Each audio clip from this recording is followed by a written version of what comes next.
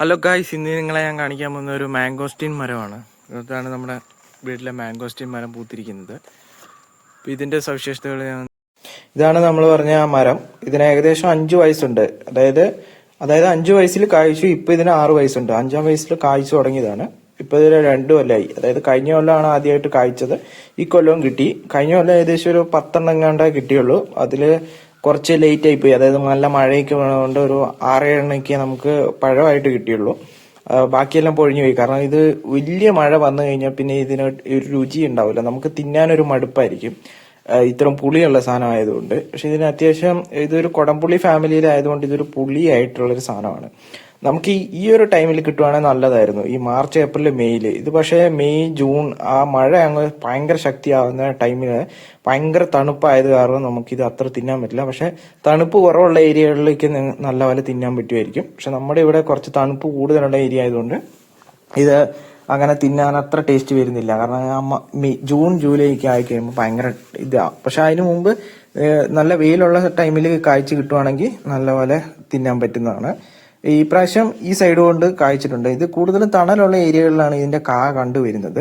വെയിലുള്ള ഏരിയകളിൽ കാ കുറവായിരിക്കും. പക്ഷെ എന്നിരുന്നാലും കുഴപ്പമില്ല. നമ്മളാണ് നട്ടിരിക്കുന്നത് ഏറ്റവും വെയിലുള്ള സ്ഥലത്താണ് നട്ടിരിക്കുന്നത്. അന്ന് ഇത് വെച്ചപ്പോൾ നമുക്കറിയത്തില്ലായിരുന്നു ഇതിന് അധികം വെയിൽ വേണ്ട എന്നുള്ളത്. നമ്മൾ ഏറ്റവും വെയിൽ വേണ്ടതിന് ഏറ്റവും തണലുള്ളിടത്തും ഏറ്റവും തണൽ വേണ്ടടുത്ത് ഏറ്റവും വെയിലുള്ളതൊക്കെ ആയിട്ടാണ് വെച്ചിരിക്കുന്നത്. അങ്ങനെയൊക്കെ ആയിപ്പോയി. അത് വെച്ചപ്പോൾ വെച്ചു. അന്ന് ഇത് കുഞ്ഞിതായിരുന്നു. അന്ന് ഇത്രയും വലുതാകുമെന്നൊന്നും കരുതിയില്ല. പക്ഷെ ഇത് പെട്ടെന്ന് തന്നെ വലുതാകുന്നുണ്ട്. ഇതിന് 10-200 വയസ്സൊക്കെ ഉണ്ടെന്നാണ് പറയുന്നത്. 200 വർഷമൊക്കെ ആകുമ്പോൾ ഇതിന്റെ സൈസ് എന്തായിരിക്കും എന്നുള്ളത് അറിയത്തില്ല. ഇപ്പൊ നമ്മുടെ വീടിനെക്കാളും മുകളിൽ എത്തിയിരിക്കുകയാണ്. അപ്പോൾ വീടിന്റെ പകുതി ഭാഗം കാണത്തില്ല. അപ്പോൾ ഇത്ര ആയപ്പോൾ തന്നെ ഇപ്പോൾ ഒരു 10-15 വർഷമൊക്കെ ആകുമ്പോൾ എന്തായിരിക്കും അവസ്ഥ എന്നൊന്നും അറിയത്തില്ല.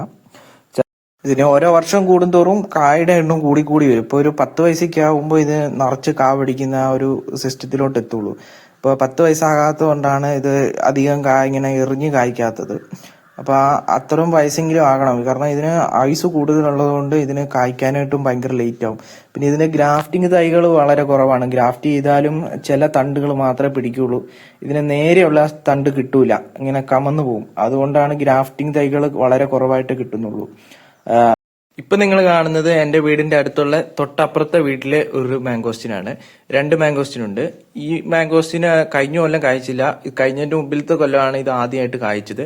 പക്ഷെ ഇതിന് നമ്മുടെ മാംഗോസ്റ്റിനെ കഴിഞ്ഞ പ്രായം കൂടുതലുണ്ട് കേട്ടോ. ഇത് ഏകദേശം 10 വർഷത്തോളം പ്രായമായിട്ടാണ് ഇത് കായ്ച്ചിരിക്കുന്നത്.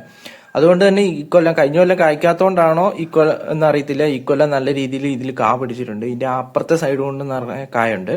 ഒരു കൊല്ലയിൽ തന്നെ 2 ഒക്കെ ആയിട്ട് വന്നിട്ടുണ്ട്. പക്ഷെ നല്ല ടേസ്റ്റൊക്കെയാണ്. ഇതും കുഴപ്പമൊന്നുമില്ല. ഇതിന്റെ എല്ലാം പ്രശ്നം എന്താണെന്ന് വെച്ചാൽ ഈ ജൂൺ ജൂലൈക്ക് ആവും, ലേറ്റ് ആവും ഇതിന്റെ കാ ഇങ്ങനെ പഴുത്ത് കിട്ടാനായിട്ട്. വയലറ്റ് നിറത്തിലോട്ട് വരണം. അപ്പൊ ഈ മഴ വരുന്നു കഴിയുമ്പോൾ ചിലത് മഴയത്ത് പൊഴിഞ്ഞ് നിലത്ത് കിടക്കും. പിന്നെ അത് എടുക്കാനായിട്ട് നമുക്ക് മടിയായിരിക്കും. ഈ മഴയൊക്കെ വന്നു കഴിയുമ്പോൾ പ്രത്യേകം നനഞ്ഞെല്ലാം കിടക്കുന്നതുകൊണ്ടും ആ ഒരു പ്രത്യേക ടേസ്റ്റ് കുറവായതുകൊണ്ടും നമ്മളിത് അങ്ങനെ എടുക്കില്ല. അപ്പൊ ഇത് വെക്കുന്നവര് നോക്കുക, നിങ്ങൾക്ക് നല്ലപോലെ സ്ഥലമൊക്കെ ഉണ്ടെങ്കിൽ മാത്രമേ ഇത് വെക്കാവുള്ളൂ. നഴ്സറിക്കാർ പലതും പറയും, അത് കേട്ടൊന്നും വെക്കരുത്.